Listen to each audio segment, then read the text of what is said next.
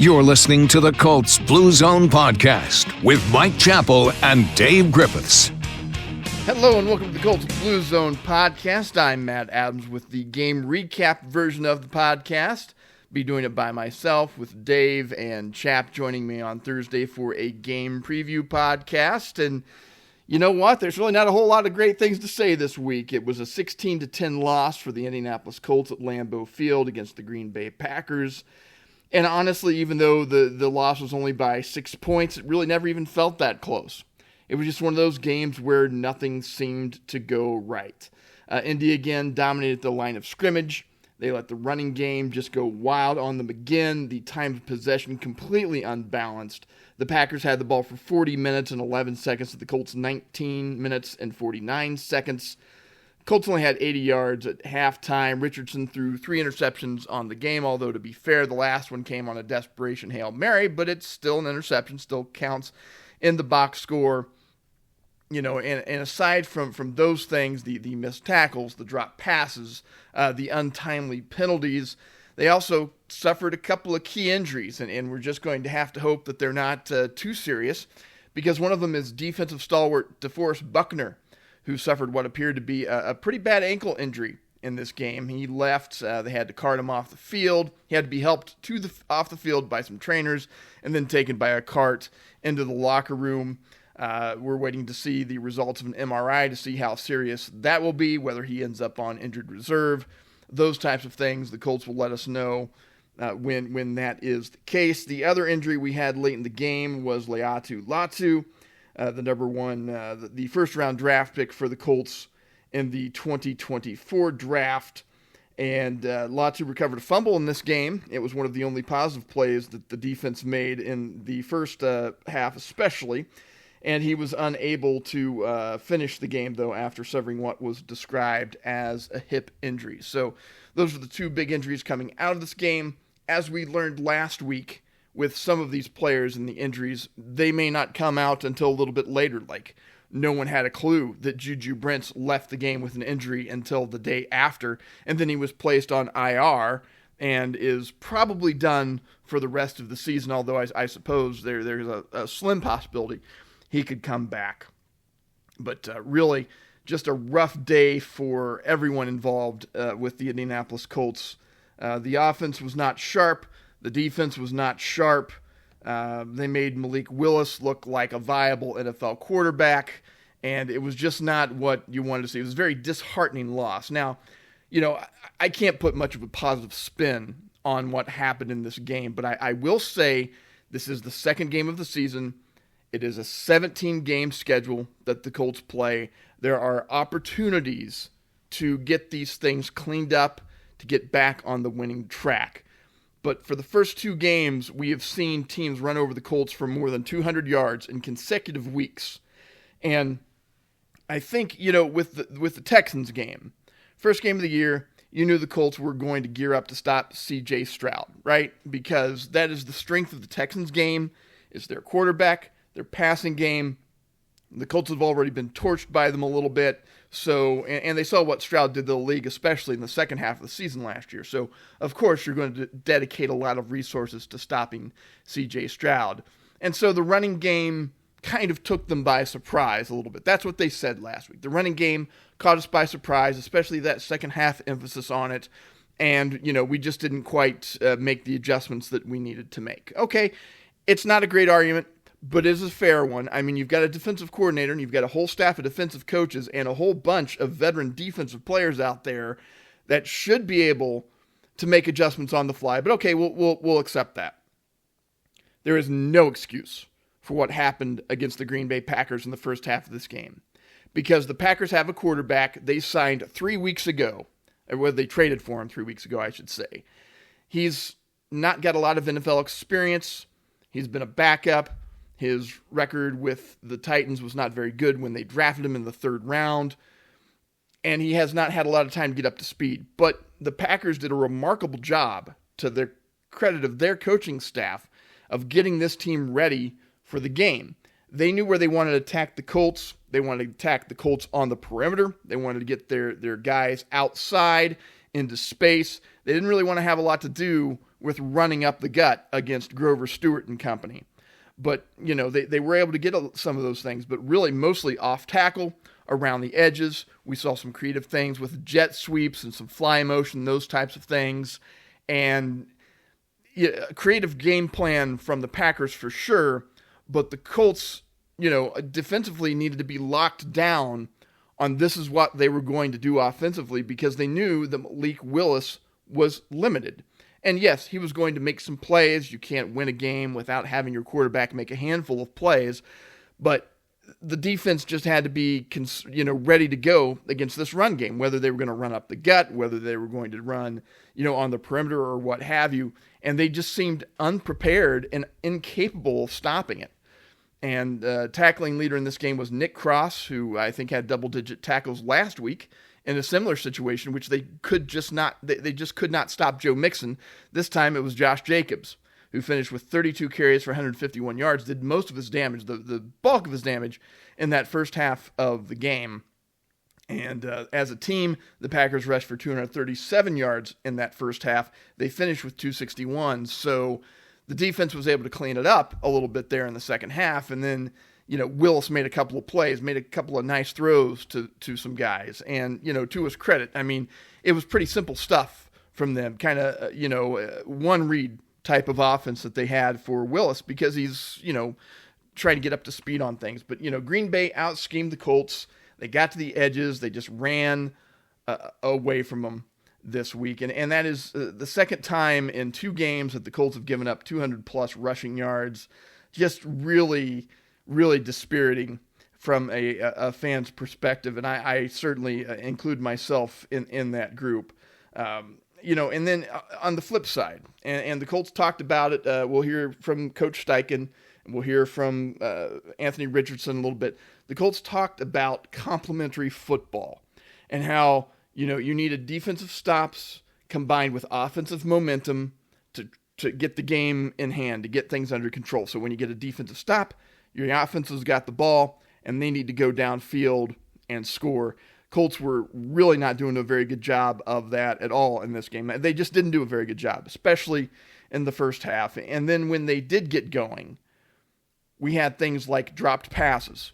We had some untimely penalties on a couple of big game plays. And then we had an interception, a couple of interceptions in this one. Two, I think, the third one still counts in the box score, they said at the top of the program. But the other two were the ones that really hurt the Colts, and they were just poor reads or bad throws or a little bit of both on Anthony Richardson. We'll talk about that a little bit later. So again, Nick Cross led the team with 15 tackles. E.J. Speed had 11, Zaire Franklin 10. So those were the guys that were, doing most of the tackling for the Colts. Richardson, and here's where I give a lot of credit to Green Bay. They knew they had a fairly young quarterback who didn't have a lot of experience in the NFL. They knew that they had a team that had shown, at least on film, some vulnerabilities to the running game. And so they leaned on that running game as the strength of their team, while the Colts, on the other hand, decided that Anthony Richardson needed to attempt 34 passes in this game. Now, a lot of those attempts did come at the end of the game in the fourth quarter and such, but the Colts were clearly just trying to throw the ball in this one. They wanted Richardson to drop back and try to pick apart the Packers defense. And that's not the strength of this guy's game. What we saw last week was that Anthony Richardson, you need to get him moving around, and then you need him to just kind of air the ball out, look for the big play. And the Packers weren't going to let the Colts do that. Everybody's got it on film now. They don't want, they're going to drop 2 safeties back, and they're going to try to, double Alec Pierce, and they're going to try to keep the Colts from doing those things. So it is incumbent upon Indy to be able to throw the ball underneath a little bit there. But that seemed to be the Colts' game plan. And, last week the defense gave up similar types of numbers to Joe Mixon. But they were able to make up for that, the team was, because they hit those big plays on offense. And then they also had that pump block that kind of turned the game around last week. The team did not have anything to kind of reverse that momentum. They had one play that reversed that momentum, but on the defensive side of things, when Zaire Franklin forced a fumble by Josh Jacobs at just right before the goal line. So they did get that that turnaround play that they needed very, very badly, because at that time, if they score there, it goes up 17-0, and it might as well have been 56 points at that point. But Latu was able to recover that one in the end zone, but the Colts ended up punting on the ensuing possession, so they got nothing out of that. And if they had been able to go down and score, I still think probably based on how things went in this game, probably still would have lost, but I think it would have been a lot more interesting in the end. But, so they did get that game-changing turnover, but then the offense just was in no shape to do anything with that this week.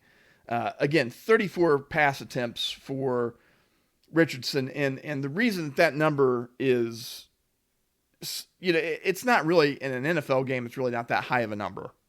Sometimes these guys will attempt 45, 50 passes in a game, sometimes even more than that. But the thing that's kind of shocking about that number is the Colts held the ball for less than 20 minutes. So they were doing a lot of throwing out there.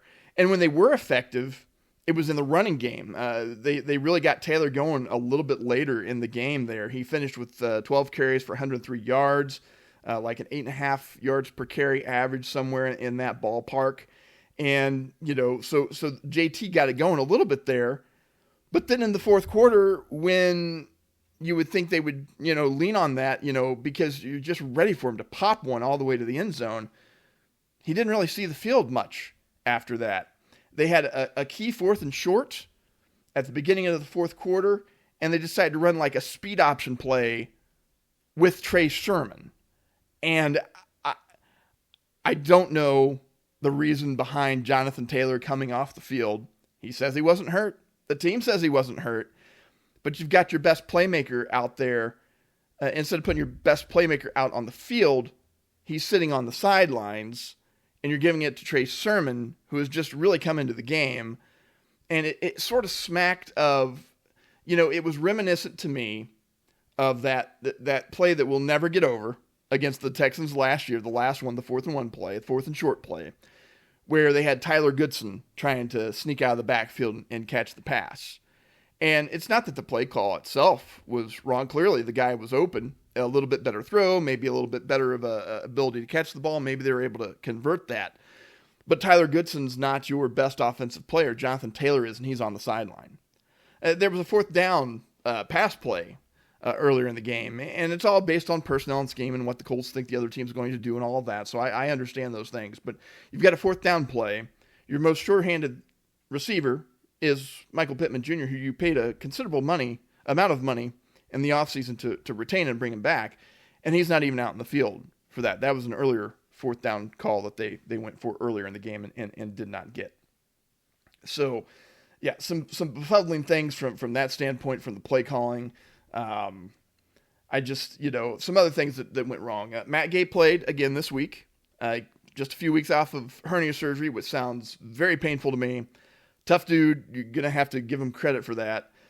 He did come in, hit a short field goal earlier, but then after that Sermon play where he lost 4 yards on an option for whatever to just try to get a run, to try to get a yard, they trotted Gay out for a 50-yard field goal, and he missed it, and he missed it left.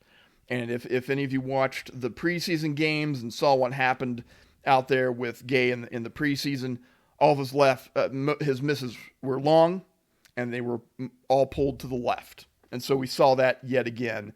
0 sacks from the defense. This defense is supposed to be the pride of the Indianapolis Colts, the defensive 7, the front 7 especially.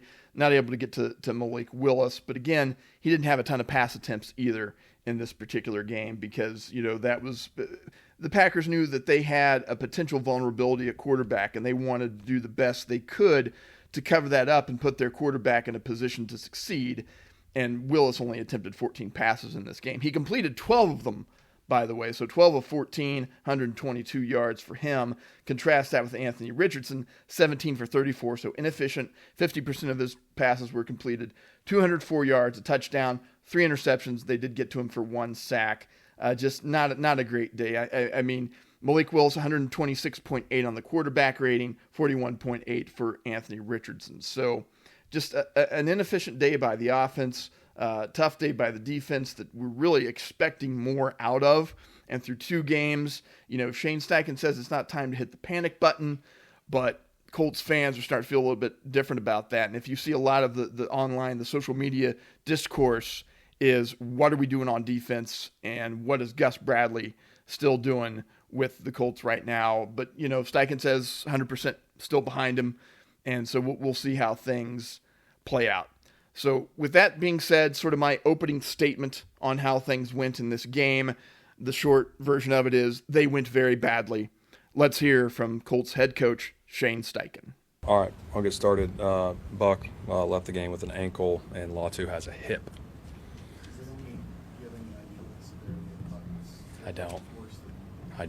I'll probably have more for you later this week. Not that I know of. Let's see how the week goes, and I'll get updates. That's because he wasn't out there. I gotcha. Yep.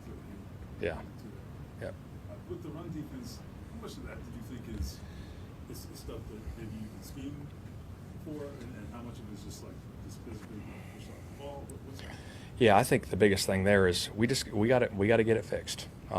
Starts with myself. I'm the head coach, and we got to get in that meeting room on Monday and Tuesday and Wednesday and get it fixed. And that's the bottom line. But I go back again. We got the guys in that locker room to do it. I have no doubt about that. I'm not losing any faith in that at all, but we got to get it fixed. Do you still have confidence in Gus to get it fixed? Absolutely, 100%. Did you think it was more an execution issue today, or? Again, I got to go back. I got to watch it. You know what I mean? All that stuff happens, and obviously they run the ball good early. But I think our defense settled in there in the second half. We only gave up 16 points in total, so offensively, it starts with myself too. We got to be better there, and we got to score points. Overall, I thought it was okay. There's some things probably he won't want back, but again, I got to do a better job for him, week in and week out. I got to be better for him every single time we step on that field. Yeah, no, we had some up for sure, and JT was running it pretty good, and we popped some big runs there. And then it just depends on how they're playing the quarterback run game, whether we get them or not. Some of those he handed off were, you know what I mean. That's just how it plays out. Shane, what was it about just the start to finish? You just felt like you were struggling to get your foot in on both sides of the ball that first half in particular. Yeah, there's no doubt. We got to start fast, bottom line, and we didn't. And again, it starts with myself. We got to come out there, hit the ground running. And we got to get it fixed. Got to get it fixed going forward. What role does just the overall sloppiness, particularly on offense, kind of play into it? Mistakes, those kinds of things, and how does that prevent you from hitting the penalty? Yeah, it's crazy because the biggest thing is we want to play complementary football, right, and get some momentum. Defense gets a stop, and it's like, come on, offense, let's go. Now it's our turn to go score, and we didn't get that done today. Bottom line, we didn't do it, and we got to get that done going forward, without a doubt. From a receiver standpoint, were there a couple of balls where guys need to try to make a play on them? You got the Willis one where Dobbs stops, comes back, gets the jump ball, and then the Mitchell that I felt like maybe they could go try. I don't know, you might have had a better view than I did on some of those. I'll go back and look at it. Can you assess for just what's going on? AD's connection with Anthony just seems like it's hard to find right now. Is it just young players? Or? Yeah, I think that stuff sometimes takes time. You know what I mean? And they'll get in a rhythm, and they'll find their rhythm, and we'll go from there. What was your message at 0-2? I know it's early, but not a great start. I think the biggest thing, and kind of hit it with you guys, is we got to do a great job of starting fast, and we all got to look ourselves in the mirror. We really do. And I know it's early. I'm not in panic mode by any means. We got so much football left, but we got to do a hell of a job preparing this week for Chicago at home. Good, awesome. Thanks, guys. So that was Indianapolis head coach Shane Steichen. Again, belief is something that this team has. They believe in this roster. They believe in this defense. They believe in Anthony Richardson. They believe in their offensive line, their receivers, their running backs, their secondary. They believe in all these guys. But belief is one thing. Seeing it play out on the field is another thing. And the Colts, so far in this season, have been outclassed by both teams that they've played. Houston Texans, I think it's a surprise that they ran the ball so much, not so much that they beat the Colts. But this Green Bay Packers team, I understand it's a road game. Lambeau Field's a tough place to play, and you're not going to win a lot of games at Lambeau. especially when you don't go there that often.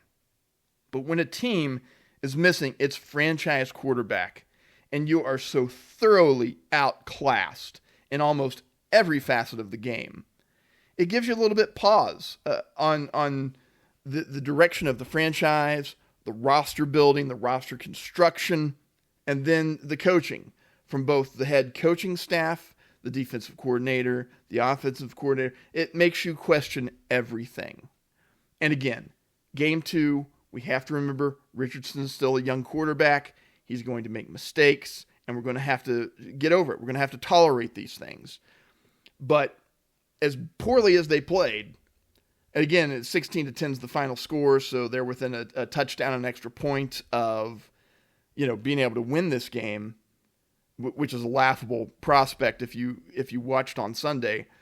But as poorly as they played, there were still opportunities to win this game for the Colts, and they were simply unable to get anything going on offense in a timely fashion, and just the inefficiency of everything. To talk about the first interception, Richardson got a little bit of a pass rush, so he sort of throws off his back foot.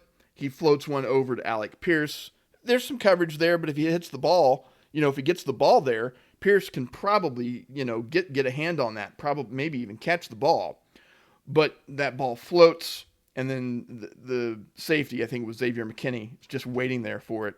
Easiest pick of the day for him, probably of his career. Just sit under it and catch it. The second interception was a little bit was a misread. So that one was kind of a risky throw. The first one interception was a little bit of a risky throw, but if he's able to kind of get into it and not float the ball, he's probably able to get it there to Pierce. It's a tight window, but we're used to that in the NFL.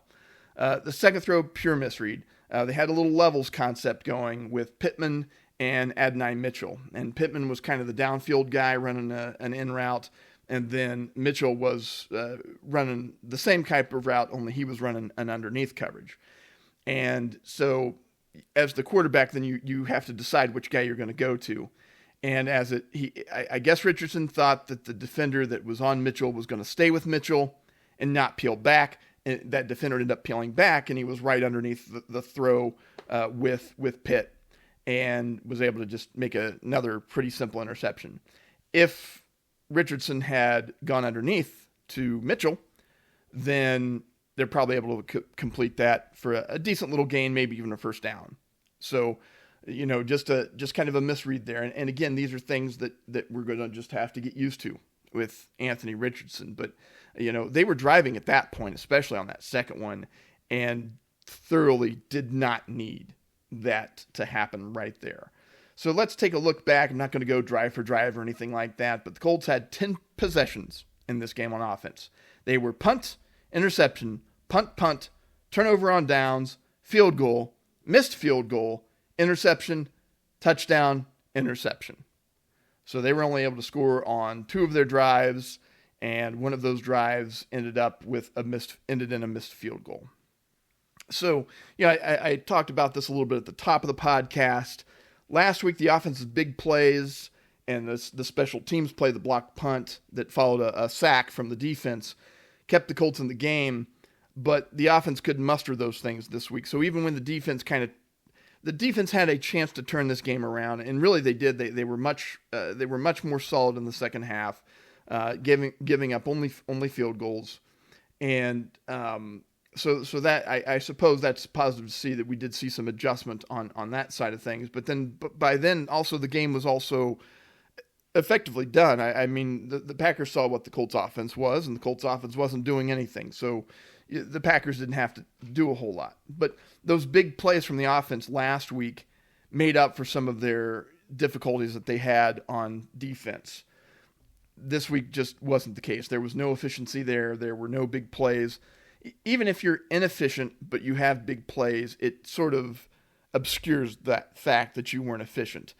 When you're not efficient and you don't have the big plays, then you're just a bad offense. And that's what we saw from the Colts today, or on Sunday. And really, no one stepped up for this team. We had stalwarts, your Quentin Nelsons, had a couple of penalties. Your Kenny Moores had missed tackles. Michael Pittman had a drop pass. So you had some penalties, you had missed tackles, drop passes. Kenny Moore almost made a great interception, but he didn't quite get there, or at least not necessarily an interception, but a great pass breakup. Couldn't quite get there. Turns into a big play for the Packers. In addition to those interceptions, we also had a couple fumbles from Richardson. One was a snap where I think he was looking downfield before he caught the ball. And then another was on one of those read options where he and JT kind of got mixed up as to what they wanted to do, and that ball popped out. The Colts didn't lose either of those. I guess that's a fortunate thing for them. Guys who had solid games, it's a pretty short list. I think while he didn't have the eye-popping numbers that he had last week on his big catches, I think Alec Pierce showing that he's kind of turning into a solid wide receiver there. He led the team in passing yard or in reception yards. But, also, again, at the same time, he was going to have a really nice, not like a deep ball, but he was going to have a really nice gain on another pass, but he slipped when he was coming back on his break and was unable to catch that one. So even Alec Pierce, who had it's not like he had the greatest game in the world, but he had one of the better games of the players out there.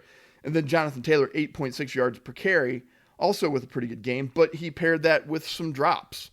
And he also fumbled the ball. And had it not been for Ashton Doolin making a really heads-up play to kind of punch that ball out of bounds, he dove after the ball, then the Packers probably recover that one too. So, and then JT tried to make Richardson kind of threw it high on a fourth down pass, I think. It was Taylor, he was trying to hit on that one, and Taylor just couldn't corral that one. But again, not a great throw, but you need your guys to make these plays when they're your big money guys. Really just a tough day overall.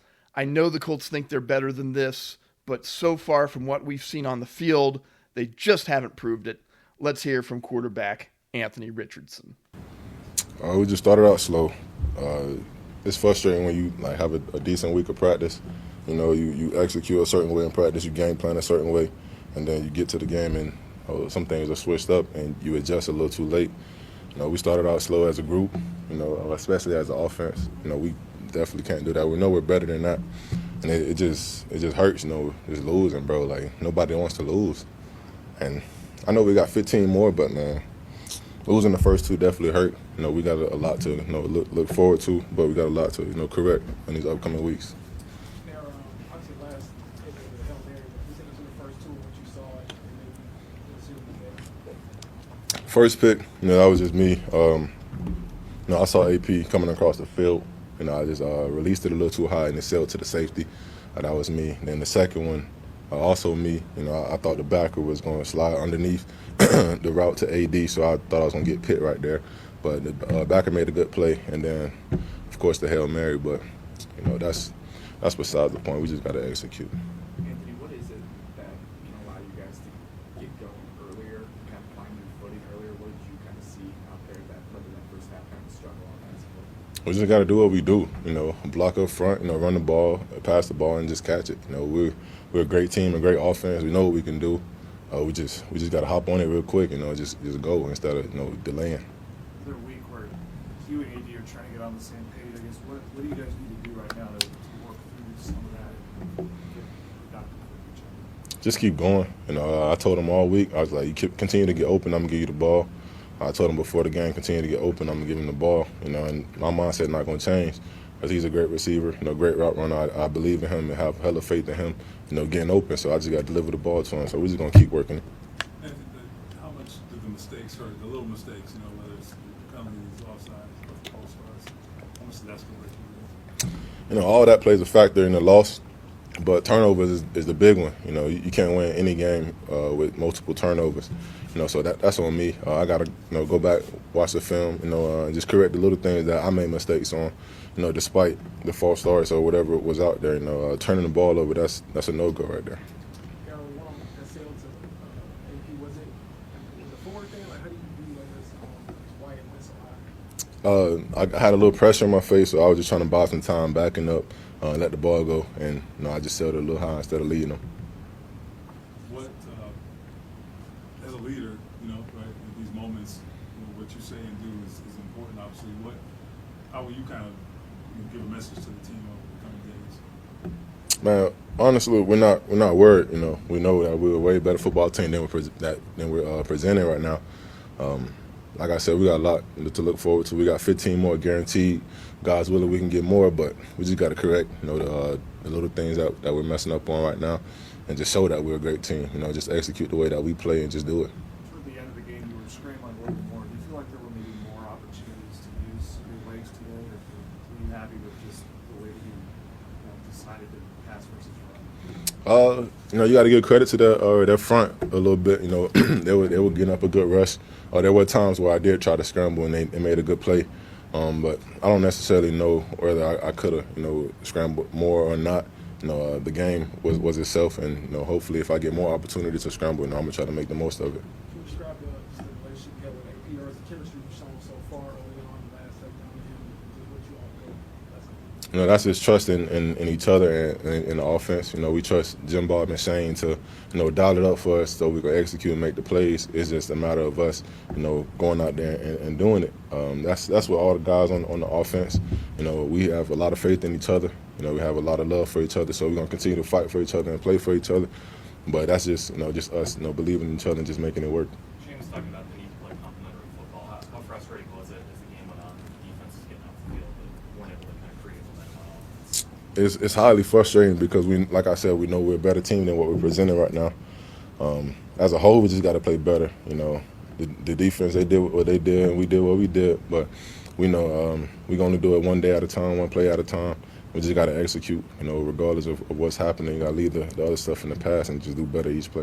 This was a game where Jonathan Taylor really got going. So as you look for solutions, how does that help you guys as a passing game, you as a runner, to get the defense's attention back on that? We just got to play complementary football out there as an offense. When JT's rolling, we got to connect in the pass game.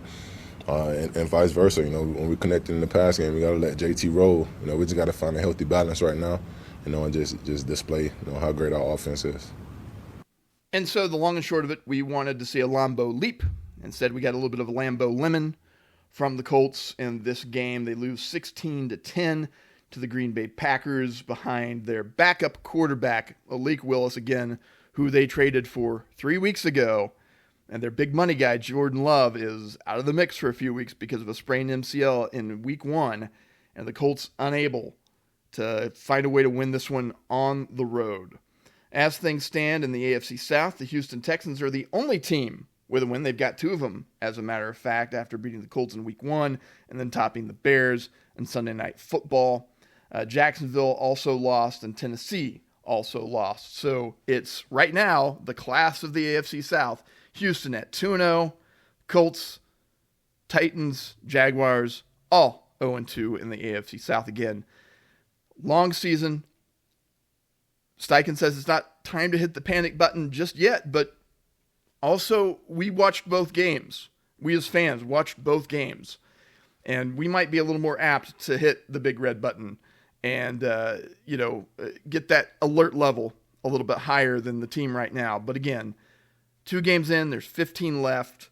We'll see how things go. The Colts really, and they say they're not panicking, but they really, really need to win Sunday's game against the Bears. They're 1-1. They've got a rookie quarterback in Caleb Williams that is learning the ropes of the NFL. I do think we saw some improvement from Caleb Williams from week 1 to week 2, and that's going to be a process that we're going to see throughout the season. What you hope for the Colts' sake is that things are still not clicking for him, and that the Colts can come away with a win at home because they really, really need it. The Bears have been pretty tough defensively, both their last 2 weeks and under Matt Eberflus. We've seen what that defense can do to quarterbacks sometimes, especially when you can get a lead early. So we've just got to see the Colts play a lot better. And again, that's 1 p.m. kickoff Sunday. That game airs on CBS 4. We'll have a lot more on this game, what's going on with the Colts this week. We see who's in for practice and if the Colts make any personnel moves and that sort of thing. We'll bring that to you all on the Colts Blue Zone podcast, the Thursday edition. and that should be with Chap, Mr. Mike Chappell, the Dean of Indianapolis Sports Writers, and Dave Griffiths from Fox 59 and CBS 4. So, I guess try to keep your chins up, but also know that, boy, it has been a really tough couple weeks for the Indianapolis Colts. For the Colts Blue Zone podcast, I'm Matt Adams. Thanks for listening.